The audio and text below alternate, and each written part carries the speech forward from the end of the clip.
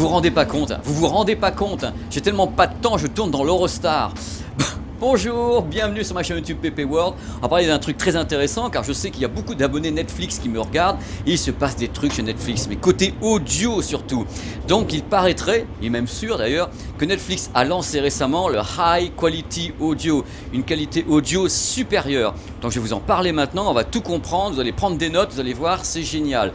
Du moins si on peut l'avoir. Déjà pour comprendre un petit peu les choses avec Netflix et l'audio, on va repartir un peu en marche arrière. On va partir en 2010. Figurez-vous qu'en 2010, Netflix a lancé pour la première fois le son en 5.1, c'est-à-dire du streaming en 5.1, qui utilise le Dolby Digital Plus avec 192 kilobits de débit. Donc voilà, c'est un débit qui est assez faible pour du 5.1. Dolby d'ici, ok, on entend bien, c'est bon. Voilà, et c'est pas extraordinaire, mais c'est bon.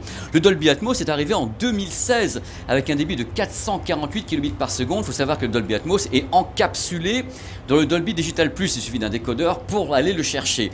Mais entre temps on s'est dit oui mais c'est sympa tout ça, mais quand même c'est pas assez, c'est des petits débits, est-ce qu'on pourrait augmenter ça? Parce que même Dolby dit c'est bon mais c'est pas exceptionnel, on reste loin de la qualité du master et autres. Et Netflix s'est mis à se gratter le crâne comme moi avec plein de cheveux pour dire mais qu'est-ce qu'on pourrait faire pour que le son progresse? Et ils ont inventé un nouvel algorithme absolument dingue, c'est un algorithme qui fonctionne de façon adaptive. Je vais vous expliquer comment ça fonctionne, c'est tout simple. Si votre ligne a une bonne qualité, c'est-à-dire un bon débit, le débit va pouvoir monter de 192 kbps par seconde en 5.1 canaux à 640. Donc il pousse les manettes, c'est un débit adaptif tout simplement avec une qualité audio supérieure. Alors je voulais vous dire un truc concernant le Dolby Atmos, justement grâce au débit adaptif, on va pouvoir passer de 448 kbps par seconde à 768. Donc vous voyez un peu le bond en avant. Attention, d'après ce que je sais, le Dolby Atmos version haut de gamme, c'est uniquement pour l'offre premium.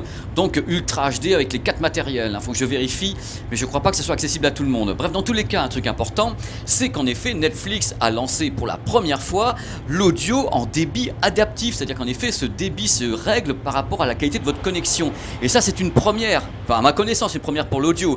Et ils savent très très bien qu'ils doivent bosser, c'est une boîte d'ingénieurs, ils doivent bosser à fond parce qu'en face, ils ont la concurrence de Apple, justement, et de Disney, avec Disney+, qui ne propose pas ça. Donc du coup, Netflix bouge de tous les côtés, remue ses ingénieurs pour les algorithmes audio et vidéo maintenant pour avoir la meilleure expérience possible à domicile. C'est le but de la manœuvre. Donc en clair, sans décodeur, meilleure est votre connexion, meilleure sera la qualité audio chez vous. C'est-à-dire que voilà, bonne connexion, bonne qualité audio, connexion moyenne, on va redescendre un petit peu, connexion assez faible, vous redescendez en 192 kbps par seconde, 5.1. Voilà. Donc plus ça va et moins ça va, moins ça va. Donc ça booste de partout. Voilà, ils sont contents et moi je devais vous faire une petite vidéo comme ça dans l'Eurostar pour en parler avec vous parce que je trouvais ça important et j'ai pas trouvé un autre endroit pour le faire.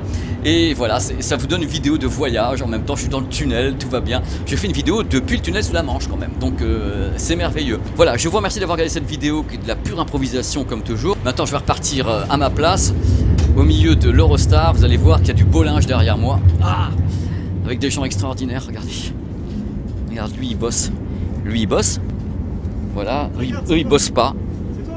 Oh, regarde, il bosse avec, sur un petit nain qui est là. Voilà. Voilà. Et eux ils bossent tous, voilà. C'est bon, allez. Et je me mets à côté de Quentin qui lui ne bosse pas. Allez, au revoir messieurs dames. Ciao. Ciao. Arrivederci. Ciao. À bientôt. Oups.